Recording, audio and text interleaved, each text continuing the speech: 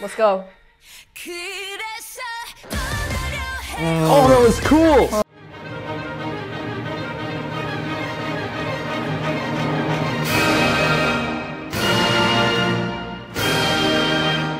Y'all know who y'all reacting to, yeah? Yeah, Dreamcatcher. So you are now reacting to the 7-member girl group Dreamcatcher and their song Bon Voyage off of their Apocalypse From Us album. The song describes a relationship between people destined to go through the cycles of love and separation. They use the phrase Bon Voyage to say goodbye to someone they love, but remain hopeful they can be together again in the future. The song is composed by Olive, Buddy, Pepperoni, Olounder, and Door. Whoa, olive and pepperoni. Olive and Pepperoni. Yes. The pizza topping boys. Oh yeah. The pizza topping boys! And Door. This video is brought to you by you, our YouTube members and supporters on Patreon. Patreon and YouTube memberships are how viewers like you can support us and also gain access to exclusive content like extra reactions to both old and new K-pop songs, early access to every React to the K video, a weekly podcast, and we've got some Dami belting, we've got everyone belting again, it feels very united. Also, I think Xiyeon's high note. Is that Xiyeon? I think so. Why does it sound like Yoohyun? Why do you It sounds so much like It sounded Yoohyun. like Yoohyun to me. It's Xiyeon! It was Xiyeon! It was Xiyeon! Alright. Okay.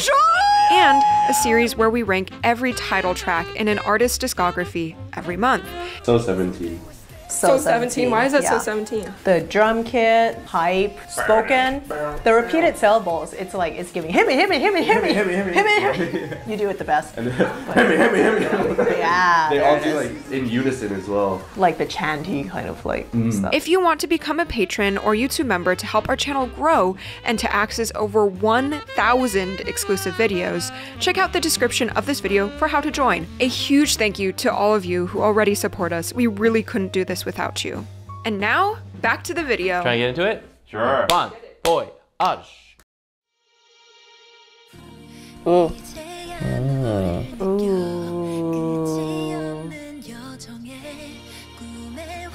It's starting very wordy. I wasn't expecting the guitar. What? It's the That's the anime Dreamcatcher I know. Yeah, that was cool. Baseline. Dude, that slap bass? It's giving J-Rock. I love that. The percussion is crazy. Whoa, that's creepy. I know. No. Immediately different synth patch introduced.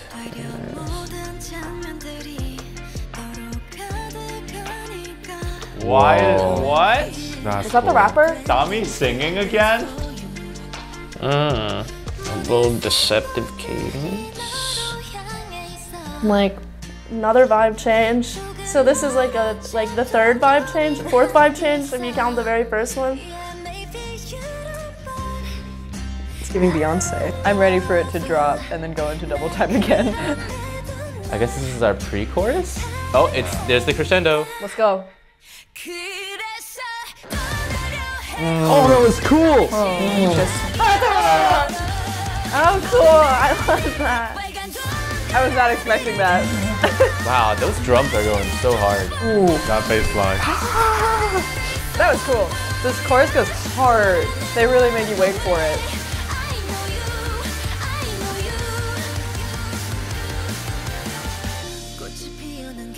They're very good at this. Yeah, the texture changes are definitely really interesting. I'm holding this pain, Handong.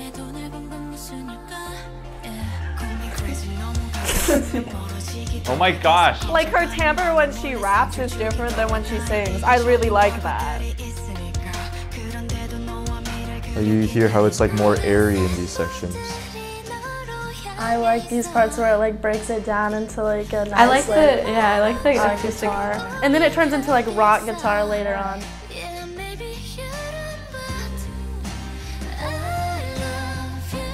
Get the lighter. That sounds like, I think that sounds like Deja Vu. Oh, I love that. I like that lead in. Oh my god. I love how it's holding back too. That's so cool. The chromatic line. It's giving like Paramore even. I don't know, like the drums. Like the punk pop. Yeah, that's really popular right now. Wow, we were just at the bridge. Dang, she's running in those platforms. Wow. There's so many harmonies. Yeah, I like the vocal harmony on top of all the guitar stuff. Oh Yes, my get that goodness. bird. Ooh.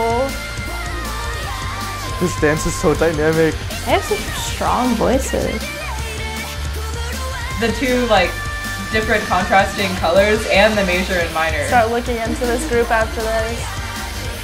Wow, that's a huge sound.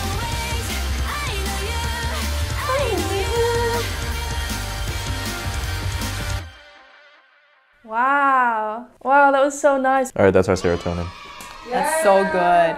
Dang, that was really good. Damn. Damn, she belted that F. She She crazy. said, that was fire. Yeah, it was giving like classic rock, which is like so interesting because it's like something I just, haven't heard from this genre yet. Sounds a lot like Dreamcatcher. I guess the electric guitar and the drum set, the specific timbre of that drum set is very, I don't know, I've heard that in a lot of Dreamcatcher, and it's something that I come to expect to hear from them. I like it. I don't know, starting it off, I wasn't expecting that kind of sound, but then I heard the and I was like, okay, here we are. That's the Dreamcatcher I know. The millisecond it happened, you're like, oh yeah, this is right. right. So we did a Dreamcatcher ranking all those years ago. It's very hard to immediately put this slotted in my ranking because I've been building up to this reaction for a while. I'm like, ooh, I'm gonna have like a new ranking. It's so exciting. But this one's really weird because again, a lot of what makes Dreamcatcher work for me has a lot to do with the mixing thing that I always talk about. But this song doesn't really sound like, unlike what Henry said, it doesn't really sound like a Dreamcatcher song to me. Because for the first time, the very poppy, like it feels like all the instruments are up close and they're doing this thing that doesn't really sound like a rock or metal thing. They sound more like a pop rock and poppy metal thing, a little more corporate, a little more packaged. But I like it this time. And it's messing with me. There's a lot of intention behind using it in this one. I think the overall sound is poppier. They're not going for like a big metal thing.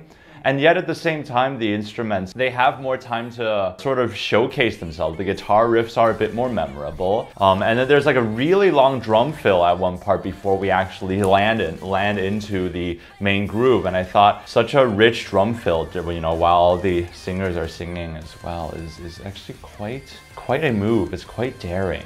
It did feel like a journey, like when they like used the two contrasting styles. I mean, two main contrasting styles with like variations, like just like low energy, high energy, like acoustic versus like electric guitar rock, and then combining them right at the end in the bridge, like the two styles together, and then getting to the final chorus. It does make it feel like there's a progression for sure, right?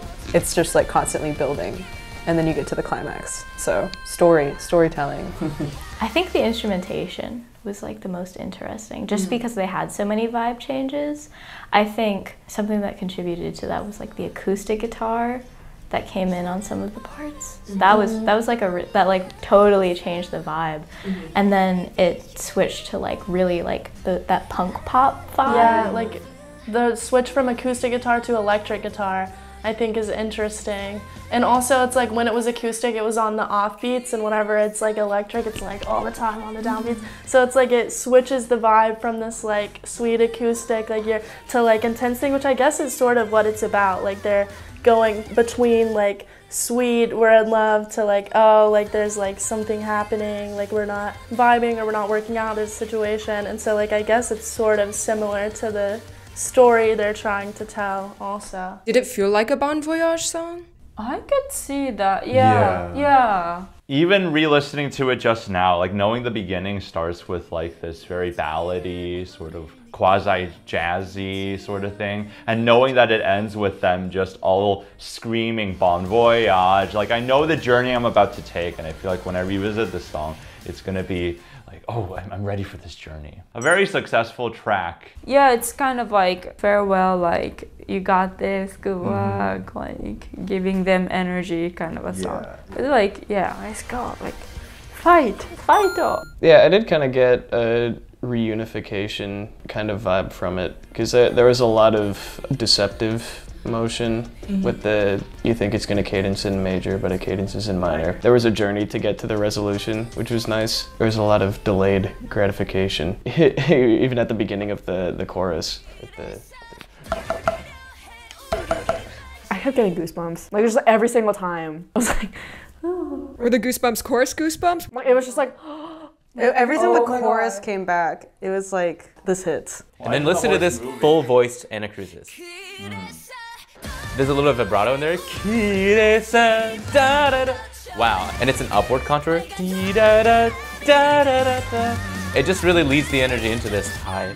And the drums in this, I can just see the drummer jamming out. I liked just in when she says kureso, like the even so, as she right going into that section. I think that's super strong, and while all of the instrumentals kind of lighten up, she persists into the next section. It's a little word painting. Yeah. I like that. Nice. Everything was just so out there for the choruses. It was so cool. Listen, the thing that Dreamcatcher, the producers of Dreamcatcher, that they do really well is they don't like those riffs that you hear. It's off to the side, kind of in the distance, which makes you want to listen to it more. What I really like about J-Rock is that they take a lot of different elements from other rock genres that make it its own sound. For example, it has riffs that are like metal and math rock, but unlike math rock, it has a lot more vocals where the instrumentals and the vocals play with each other. It's never just here's vocal and here's the accompaniment. It's I'm gonna give the instruments their space and then the vocals, and they kind of interplay with each other instead of, oh, the instruments just support all the time. There's always call and response between the two. I think there's a more active relationship between the two. Figure out this bass at the beginning. Yeah, I'm expecting more of a jazz ballad at the start. Yeah, these so rich vocal, soft harmonies, and the v. But this drum lead in and the guitar, it's just really unexpected. Yeah, it's not even what the notes that they're playing. It's just the really steely sound. It's very steely, and again, it has to do with the way it was recorded and mixed. So cool. Can I just hear that again? Oh.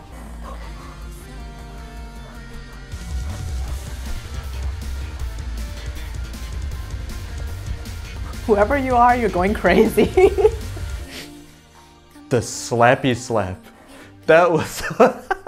The slappy slap was so good. The slappy slap slapped.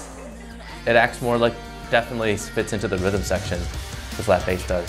Yeah. They're not paying attention to the exact bass line, but the fact that it's there and it's slapped, and that you can hear a lot of big octave or bigger than fifth jumps, makes it just feel really dynamic in energy. Yeah, and we can catch a little bit of a melody coming into the bass line as well. The opening instrumental does remind me of What, because I think What's the only song that really dedicates itself to that same type of lift. I really like the build-up of the layering in the pre-chorus, and then for the last chorus, the quarter note triplet and the piano, that lead-in was really great, because then it just stopped on the high belted note. I think there's a background part right before she goes to reach for the dove. There's a really cool background part that I like. So she's jumping right for it, and it's kind of reminds me of the dove. That's yeah, she's leaping to the note, and then she's leaping for the dove at the same time. And then that same background comes back in. Comes back in right before the drop into the next section, which I think is super tasteful. And the melody changes to Bon Voyage, which includes those notes, right? Yeah. So yeah. This is just a B major 7 in first inversion. I also like just the color of the major 7 sound is super bittersweet. Yeah. And I think that really resonates with the idea of Bon Voyage. That's so anime.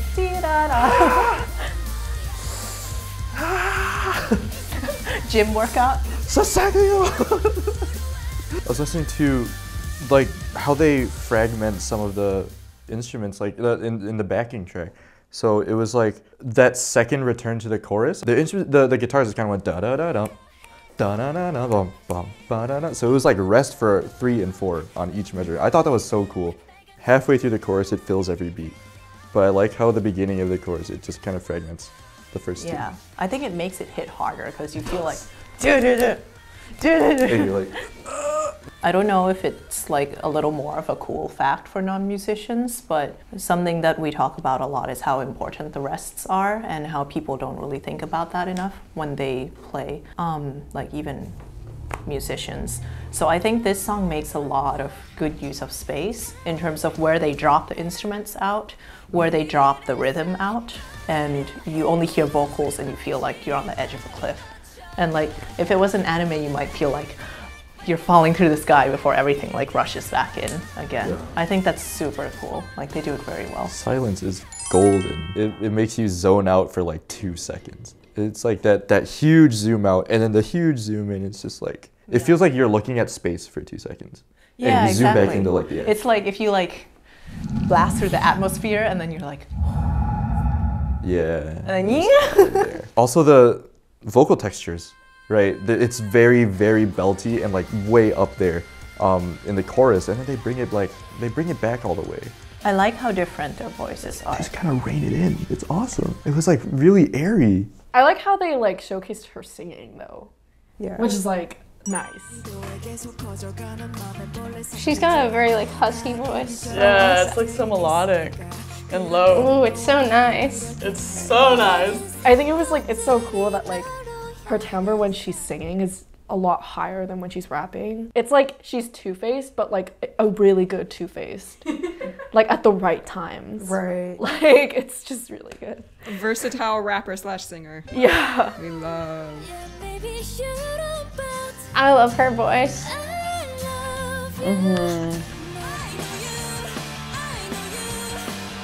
Dang, they all can sing those high notes. So easy, they make it look. Yeah.